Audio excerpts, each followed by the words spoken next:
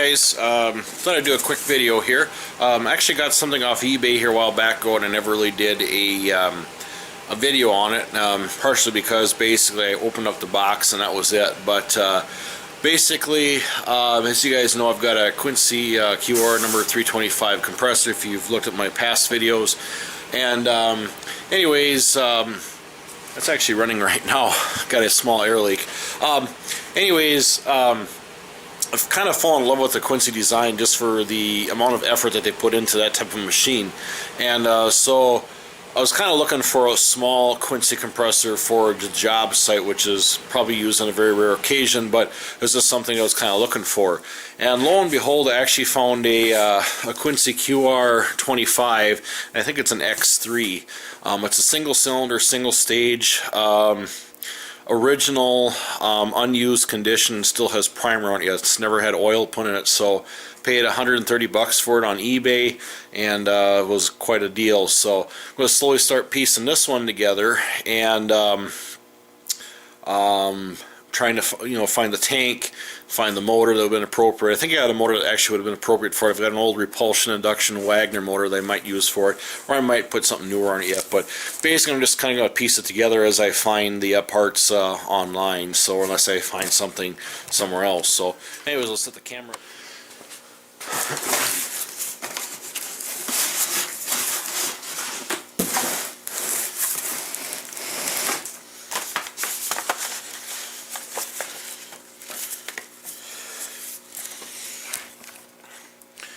So it's the heck here. There we go. Having trouble with my camera. It's the QR25 series. This is the owner's manual that came with it. I'm not sure if this is original or not, but I also have the original documentation, and it did say in the description that the paperwork was quite brittle, so I'm not going to get too excited over it. And yeah, it's a model X3, record of change number 2 and 3. So I don't really know as far as what this dates back to. I'll have to do a little research, but it's actually, like I said, it's brand new. It's never had oil in it. It has the original tags on it yet, and it's got the original, I think it's a primer. So yeah, it's got its original tags yet. It's been sitting in the box for a while collecting dust, but you can see the dipstick is clean. There's no oil residue on it, and I think this is just primer on here. But the one thing that caught me about this one is it actually came with the optional cast iron fan-cooled flywheel. So, like I said, I need to put some work into finding some more parts for it, as far as finding a tank and figure out what I want to do for a motor. I read somewhere, I think online in the literature, it was talking about that this pump was good anywhere from a 1/3 horsepower to a 1 horsepower, ranging from 400 to 900 RPM for this little guy. So, if I'm not mistaken, I believe Montgomery Ward used this pump on their compressors back in the day. I remember my dad's cousin had a compressor that had a pump on it that looked just like this, but the only difference is it had the pressed steel pulley versus the cast iron fan flywheel. So yeah, I hope to, like I said, kind of start piecing this together. I've been kind of looking online for a decent sized tank, probably like an 8 or a 10 gallon tank. If I can find something smaller yet, that'd be great. I know there's a video out there, I think it's an X8, which I think is actually a 2-cylinder, and it's on a 1 gallon tank on wheels, and they didn't use a pressure switch for that model. They actually just used a pop-off valve that it'd get to a certain point and the pop-off valve would blow off until the air pressure dropped again, then the pop-off valve would close, and it kind of keep on cycling. The compressor would stay running the whole time. So But yeah, so this was my find. And I'll probably replace this oil plug with an 1/8 inch nipple and put a cap on the end, or maybe a coupler with a cap. So as I see, changing the oil would be kind of a pain. So, and then I need to figure out, as far as how old this is, what the error would be, and then basically find the appropriate paint color and paint the entire compressor that color, and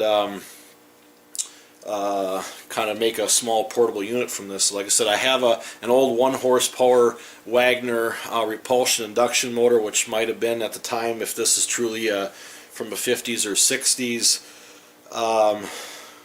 If not, I might put more of a modern one on, maybe a totally enclosed fan cooled, or an open drip proof some sort. So probably maybe do a half horse if I end up buying a different motor if I didn't use that Wagner. So, but yeah, so this was a nice find, and see if I can find anything here.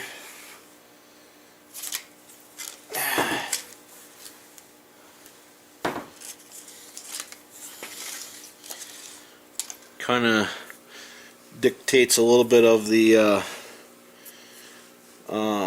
information on it.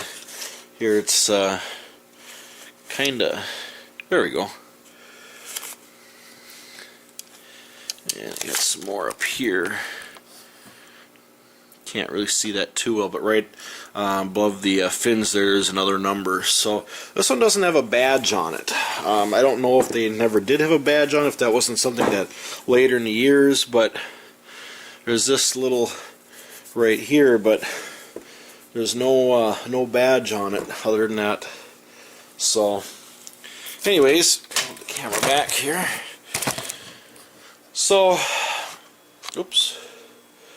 Yeah, so this was my find, and like I said, this is a project that I plan on working on sometime here in the in the future. But just wanted to show you that, and this is kind of a rare for me. So some people collect stamps, some people collect postage cards, some people collect cars.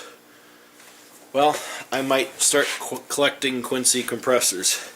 You never know. So these are, you know, they don't make them like this anymore. So this thing here weighs probably around. Trying to think what the guy said it weighed. I want to say it weighed probably like 35 pounds. So 30 pounds. That's what the box says. 30 pounds. So, and it's got some weight to it. So, and it's all cast iron. So.